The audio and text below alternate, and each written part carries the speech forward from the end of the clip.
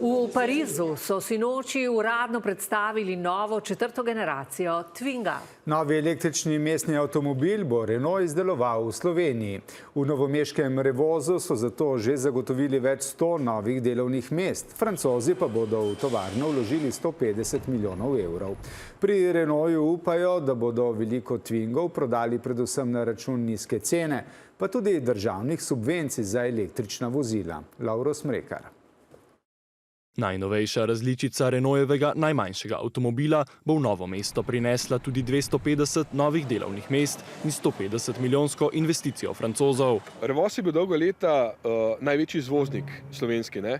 In jaz mislim, da s to investicijo bodo dejansko spet vrnili, bom rekel, proizvodno na neko raven, ki je bila že včasih, glede na to, da se bo Twingo samo pri nas proizvajal. Twinga naj bi začeli izdelovati konec leta, sprva pa načrtujejo 150 tisoč vozil na leto.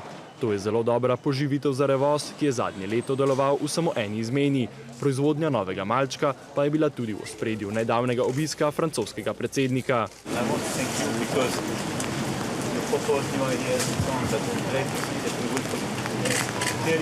Providing a European solution, especially with this fierce competition. A brez Kitajske, ki je v zadnjih letih največji strah in trepet evropskih avtomobilskih proizvajalcev, ni šlo niti pri Twingu. Od tam namreč dobavljajo baterije. V Novo mesto pa poleg Twinga prihajajo tudi nove znamke. Poleg tega pa ne bo samo Twingo pa nas proizvajala, ampak boste tudi Dacia, pa nisem proizvajala svoja majhna električna modela, kar pomeni, da je vsaj za nekaj let ta zadeva garantirana. V Revozu so sicer v preteklosti ustvarili že 1,6 milijona Twingov starejših generacij, med njimi pa je bilo tudi 90 tisoč električnih. Tudi Slovenija je pristavila 25 milijonov prek sporazuma o sodelovanju, ki so ga podpisali lani. Ta je omogočil proizvodnjo Twinga, zagotovil pa naj bi prihodnost približno 1400 zaposlenih v Revozu. No, Francozi pa se bodo z retro malčkom trudili osvojiti tudi slovenske kupce. Zdaj nostalgija tukaj po mojem ne bo toliko štela kot dejansko cena.